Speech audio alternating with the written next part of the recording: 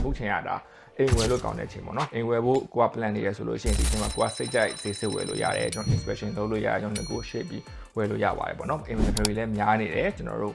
foreclosure home တွေလည်းများနေတယ်ဆိုတော့ဝယ်တဲ့သူတွေအတွက်တော့တင်ကောင်းဖြစ်ပါတယ်ကြားလို့မင်္ဂလာပါကျွန်တော် Swan Real Estate Consultation နဲ့အလုံးပြန်ကြိုဆိုလိုက်ပါတယ်ကျွန်တော်နာမည်ကဆွမ်းထားအောင်ဖြစ်ပါတယ်ကျွန်တော်လက်ရှိ Washingtonပြည်နယ် Seattle မြို့မှာနေထိုင်နေပြီးတော့ကျွန်တော်အိမ်ချမ်းမြေနဲ့ပတ်သက်ပြီးအကျိုးဆောင်ပေးနေတဲ့ကျွန်တော် real estate agent တယောက်ဖြစ်ပါတယ်ကျွန်တော်ဒီနေ့ဗီဒီယိုလေးမှာတော့ကျွန်တော် US ကကျွန်တော် housing market update ဖြစ်ပါတယ်ပေါ့နော်ကျွန်တော်အိမ်ချမ်းမြေလောကမှာကျွန်တော်တို့အိမ်အနေထားတွေဘယ်လိုဖြစ်နေပြီလဲကျွန်တော်တို့အိမ် market crash ဖို့ရှိလားကျွန်တော်အိမ်ဈေးပြန်တက်လာတော့မှလားကျွန်တော် inventory တွေကျွန်တော်တို့ဒါ US မှာရှိတဲ့ကျွန်တော်တို့ပေါ့နော် median home prices တွေကျွန်တော် foreclosure အုံးတွေဘယ်လောက်များနေပြီလဲအဲ့လေးတွေကိုကျွန်တော်တို့အတူတူလေ့လာကြည့်ကြရအောင်ကဲအဲ့တော့ကျွန်တော်ပထမဆုံးကျွန်တော်ကြည့်မဲ့ market ကျွန်တော် indicator လေးကတော့ကျွန်တော် inventory ဖြစ်ပါတယ်ပေါ့နော် US မှာကျွန်တော် inventory ဆိုတာကျွန်တော် market ပေါ်မှာကျွန်တော်ဈေးကွက်ပေါ်မှာပေါ့နော်အိမ်ဘယ်နှလုံးရောင်းမှုရှိလဲပေါ့နော် US မှာလောလောဆယ်ကျွန်တော်စိတ်ကြီးအကုန်လုံးပါပေါ့နော်အဲ့တော့ကျွန်တော် data ကိုကြည့်ချင်းအပြင်ကျွန်တော်အိမ်တွေအများများနေပြီဆိုလို့ရှိရင်ဒါအိမ် market နော်အိမ်ဈေးကျဖို့ရှိပါတယ်ကျွန်တော် supply များလာလို့ရှိရင်ကျွန်တော်ဒါ price ကကျွန်တော်အောက် initially adjust ဖြစ်တယ်ပေါ့နော်ဒါမှမဟုတ်ကျွန်တော်အိမ်ကျွန်တော် inventory ကနည်းလာပြီဆိုလို့ရှိရင်ဒါအိမ်ဈေးတက်ဖို့ရှိတယ်ပေါ့နော်ကဲအဲ့တော့ကျွန်တော်လက်ရှိမှာကျွန်တော်တို့ US မှာ2026ခုနှစ် February လရဲ့ reference market data ရကျွန်တော်တို့ရောင်းမဲ့အိမ်တွေအကုန်လုံးပေါင်းလိုက်မယ်ဆိုရင်1.15 million ကျွန်တော်တို့ market ပေါ်မှာရောင်းမဲ့အိမ်တွေရှိပါတယ်။ကဲအဲ့တော့ကျွန်တော်လွန်ခဲ့တဲ့နှစ်ကိုကြည့်ကြည့်မယ်ဆိုလို့ရှိရင်ကျွန်တော်လွန်ခဲ့တဲ့နှစ်ဒီအချိန်လောက် March လောက်မှာကျွန်တော်0.95 million ပဲရှိပါတယ်။အဲ့တော့ဒါကျွန်တော်တစ်နှစ်အတွင်းမှာအိမ်ပေါင်း2သိန်းကျော်လောက်ကျွန်တော် market ပေါ်ဒါရောက်ရှိလာတာပေါ့နော်အဲ့တော့2သိန်းကျော်ရောက်ရှိလာရဲဆိုတော့ဒါကျွန်တော်တို့အိမ်ဈေးကျဖို့တော့နည်းနည်းအလားအလာလေးရှိပါတယ်ကျွန်တော်အိမ်ဈေးပြတ်တဲ့အထိကျဖို့ရှိလားဆိုတော့ကျွန်တော်တို့2008ခုနှစ်2009ခုနှစ်ကိုကျွန်တော်ပြန်ကြည့်ရပါလိမ့်မယ်2009ခုနှစ်ကျွန်တော်တို့ဒါ recent ကျွန်တော်နောက်ဆုံးကျွန်တော် market crash ခဲ့တဲ့အချိန်ဖြစ်ပါတယ်ကျွန်တော်အဲ့ဒီအချိန်မှာတော့ inventory တွေဘယ်လောက်ရှိလဲကျွန်တော်ချက်ကြည့်ကြည့်ရအောင်ကဲအခုတွေ့ရတဲ့အတိုင်းပဲ2008 2009ပေါ့နော်ကျွန်တော် housing market crash တဲ့အချိန်မှာကျွန်တော် inventory က4.5 million လောက်ရှိပါတယ်ပေါ့နော်အဲ့တော့ဒါဆိုလို့ရှိရင်ကျွန်တော်အခုလက်ရှိက1.5ရောက်4ပုံတစ်ပုံလောက်ပဲကျွန်တော်ရှိသေးရပေါ့နော်အဲ့တော့ကျွန်တော်ခံမှန်းကြည့်လို့ရတာကျွန်တော်အိမ်ဈေးကကျဖို့ရှိပါတယ်ပေါ့နော်900ရာခိုင်နှုန်းကနေ10ရာခိုင်နှုန်းလောက်ချို့နေရာတွေမှာပိုကျအောင်ကျလိမ့်မယ်ပေါ့နော်ဒါပေမဲ့ကျွန်တော်တို့ဒီ2008 2009ခုနှစ်ကလို့ကျွန်တော် market crash ဖို့တော့ကျွန်တော်တို့ data နည်းနည်းလေးစောနေသေးတယ်ပေါ့နော်ကျွန်တော်ဒါ market ကကျွန်တော်လာမဲ့3-5နှစ်တည်းမှာဒါပြတ်နိုင်တယ်လို့ကျွန်တော်တို့ယူဆလို့မရသေးဘူးပေါ့ကဲနောက်ထပ် market data လေးတစ်ခုကတော့ကျွန်တော်တို့ကြည့်မှာ US median home price ဖြစ်ပါတယ် US median home price ကတော့ကျွန်တော် US မှာပြန်မြအိမ်တင်ရဲ့တန်ဖိုးဘယ်လောက်ရှိလဲပေါ့နော်ကျွန်တော်တို့ market ကတကယ်လို့ပြတ်တော့မယ်အိမ်ဈေးတွေကျတော့မယ်ဆိုလို့ရှိရင်ဒါ median home price ကကျွန်တော်တို့လစဉ်ဒါ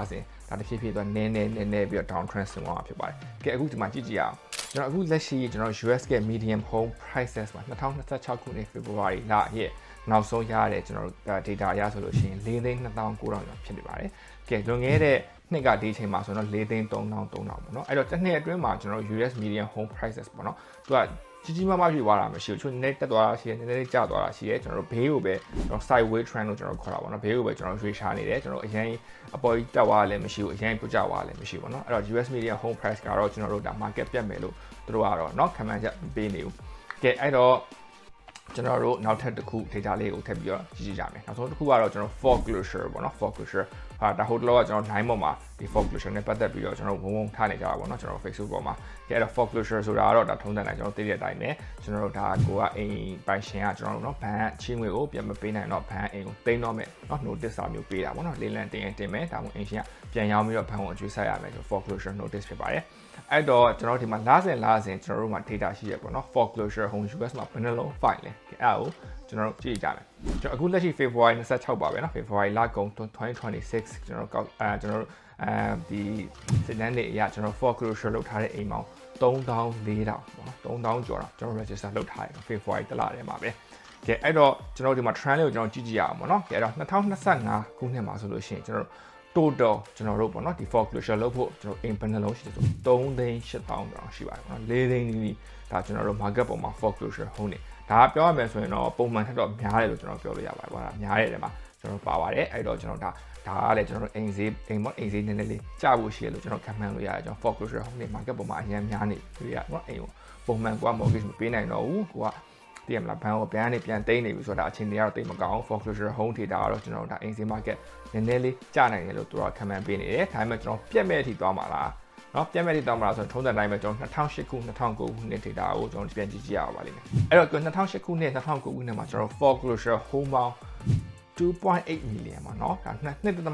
တန်းဆို3တန်းနီးပါးကျွန်တော် foreclosure home တွေရှိပါတယ်เนาะ market ပြတ်တဲ့အချိန်မှာကျွန်တော်အခုရှိတာ3သိန်းလောက်ပဲရှိသေးတယ်เนาะ7တပုံပဲရှိသေးရပါเนาะအဲ့တော့ကျွန်တော်တို့ကဘလို့မှ market ပြတ်မဲ့အထိတော့တော့မဟုတ်ပါဘူးကျွန်တော် foreclosure home data နှစ်ခုရှင်းကြည့်တဲ့အချိန်မှာဒါအရင်က gap နေပါတယ်เนาะကျွန်တော်7တပုံပဲရှိပါတယ်အဲ့တော့အိမ်ဈေးကလာမဲ့လက်ကျွန်တော်ဒါအတွင်းမှာနိုင်ငံကြားဖို့တော့ရှိတယ်ဒါပေမဲ့ပြက်လောက်တဲ့ရှိတော့ကျွန်တော်ဖြစ်မှာမဟုတ်ပါဘူးဒါလေးကတော့ကျွန်တော်ဒီနေ့ပြပြခြင်းတဲ့ market data လေးဖြစ်ပါတယ်ကျွန်တော်ဒီနေ့ကကျွန်တော်ဘာကောက်ချက်ချလို့ရမလဲဆိုရင်เนาะဒါအခုချိန်ရတာအိမ်ဝယ်လို့ကောင်းတဲ့အချိန်ပေါ့เนาะကိုအိမ်ဝယ်ဖို့ကိုက plan နေရဆိုလို့ရှိရင်ဒီအချိန်မှာကိုကစိတ်ကြိုက်ဈေးစစ်ဝယ်လို့ရတယ်ကျွန်တော် inspection လုပ်လို့ရတယ်ကျွန်တော် negotiate ပြီးဝယ်လို့ရပါတယ်ပေါ့เนาะ inventory လည်းများနေတယ်ကျွန်တော်တို့